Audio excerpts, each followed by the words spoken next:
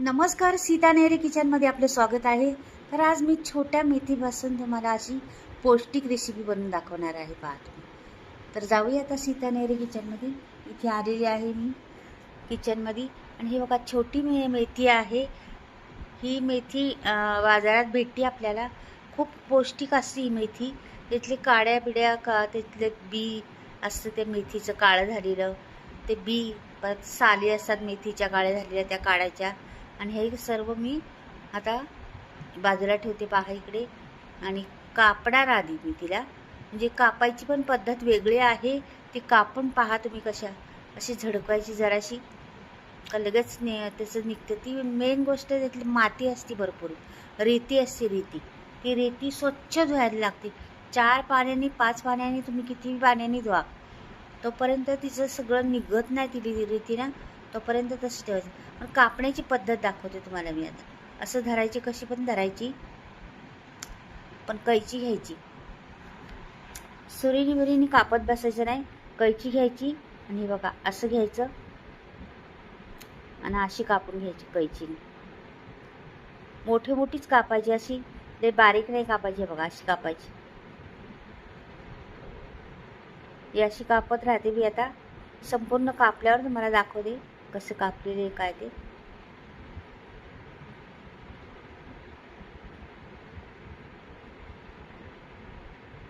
पाहू शकता तुम्ही. या अशीच कापायची. संपूर्ण कापते आणि मी खूप पाण्याने अशी धुवून घेते, भरपूर पाण्याने.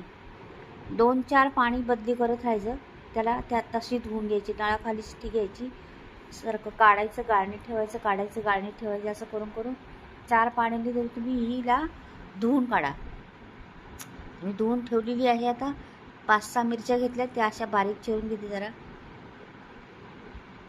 एकदम सोपी आहे, पण एवढी पौष्टिक आहे ना, खरंच मस्तच लागते. हिच्यापासून काय काय जिन्नस बनवू शकतात पहा तुम्ही आता.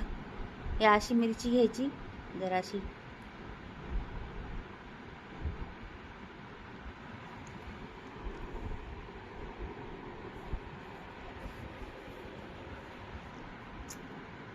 झालेली आपली बास, एवढीच हवी आपल्याला.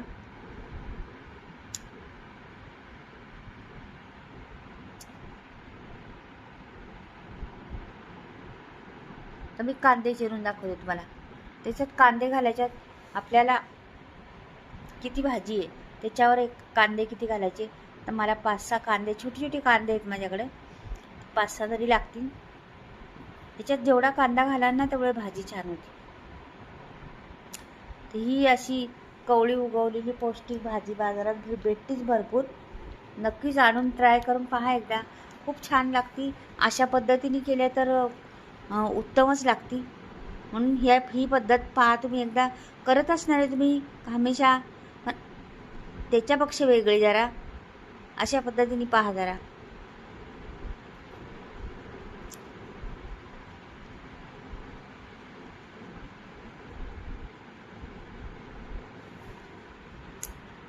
छान कांदा कापून घेतलेला आहे मी. अजून पण कापते मी, तुम्हाला परत दाखवते. असे छोटे वस्तू आहेत ना, ते टिप्स म्हणून भरपूर काय उपयोगी पडतील तुम्हाला. तर त्या मी मध्ये सांगत राहणार आहे. ही बघा धुतली स्वच्छ आणि चिरली पण आहे. स्वच्छ धुवून काढलेली. जरा पण त्यात माती पडली नाही का, काय नाही दिसणार. हे ठेवते मी बाजूला आणि गॅसवर ठेवते कढई. हे आता कांदा घेतला, खोबरं घेतलं, लसूण घेतलं आणि मिरच्या घेतल्या. एवढे वस्तू घेतलेले आहेत मी. कांदा बघा अर्धी वाटी खोबरं किसलेलं आहे मी. ओलं खोबरं नाही, वाळलेलं खोबरं आहे.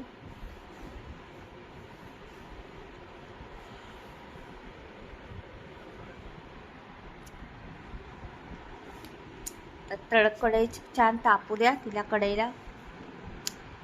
तर मोहरी टाकायची 1 चमचा भरून. मोहरी जरा तडतड, मग नंतर जिरे टाकायची. चांगली तडतडून द्यायची मोहरीला. आणि थोडासा हिंग घातलेला आहे मी. छान सुगंध येतो हिंगाने. लसूण टेचलेला घातलेला आहे. 5-6 पाकळ्या लसणाच्या होत्या आणि 5-6 मिरच्या होत्या. ही भाजी जराशी तिखटच करायची. जास्त गोड ना, म्हणजे झणझणीत करायची जरा, चांगली चवदार लागते मग ती. नाहीतर मग तिखट केली नाही ना, मग गोड गोड लागणार तुम्हाला भाजी.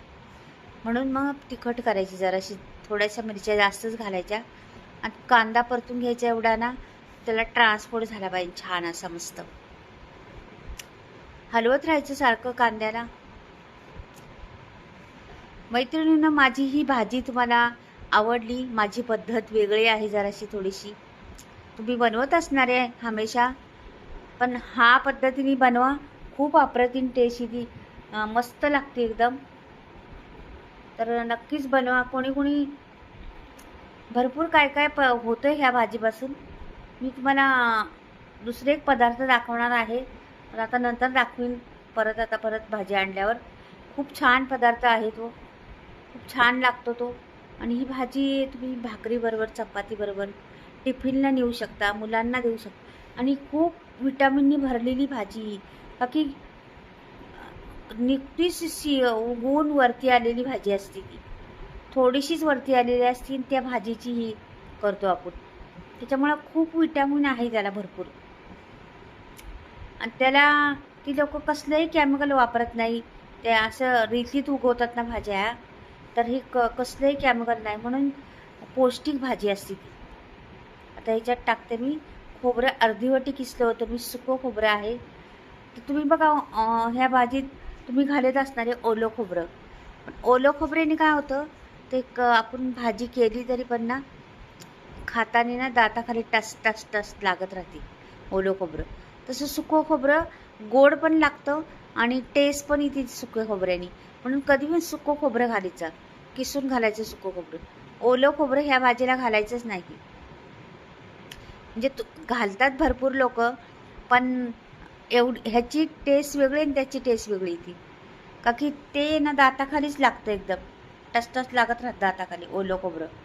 त्याच्यामुळं सुकं खोबरं घालून बघा एकदा. अशी मस्त जिन्नस घातलेली आहे मी ती, आठवेनच तुम्हाला. आता ही भाजी संपूर्ण मी सोडून देणार आहे त्याच्यात.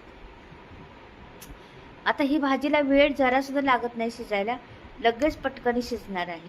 सारखं हलवत राहायचं, उलटी पालटी करत राहायचं, सगळा मसाला एकजीव झाला पाहिजे. नंतर मग असं थोडा वेळ ठेवले, 1-2 मिनटं ठेवले तरी बास. 5 मिनिटात भाजी तयार होणार आहे ही.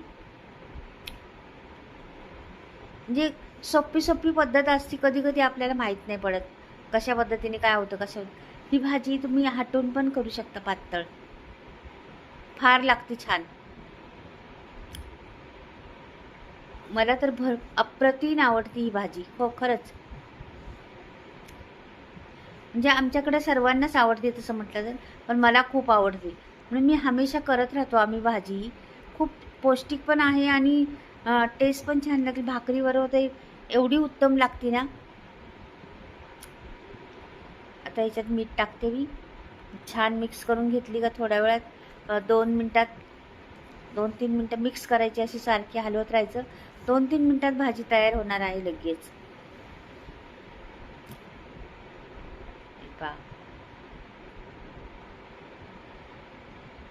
छान हलवली, झाकण नाही ठेवायचे तिच्यावर बिलकुल, तर पाणी सुटून भाजीची चव जाणार, रंग बदली होईल. बघा जरा सुद्धा रंग बदली नाही झालेली आहे आपली भाजी. आता मी काढून दाखवते. तर कढई घेतलेली आहे, कढईमध्ये बघा मस्त भाजी झालेली आहे, चमचमीत एकदम, कमी तेलात आणि उत्तम टेस्ट लागते भाजीला. आणि त्याच्यात सुकं खोबरं आणखीन घातल्यावर आणखीन टेस्टी होणार आहे. तर तुम्हाला आठवण करून देते मैत्रिणींनो, माझी जरी ही रेसिपी आवडतात, सर्वच रेसिपी पाहत राहा. आवडल्या माझं तर तुम्ही नक्कीच कमेंटमध्ये मला कळवा कशी वाटली भाजी. तुम्ही करता का ही भाजी कधी, का आवडते का तुमच्याकडे ही भाजी, आणि कशा पद्धतीने करतात ते पण सांगा. आणि ही पद्धत करून पहा मैत्रिणींनो, खूप अप्रतिम टेस्ट आहे त्या भाजीला, खूप छान लागती, मस्त आहे, पौष्टिक आहे. तर नक्कीच हे कळवा तुम्ही मला. तर चला बाय, परत भेटूया काहीतरी वेगळं घेऊन येते.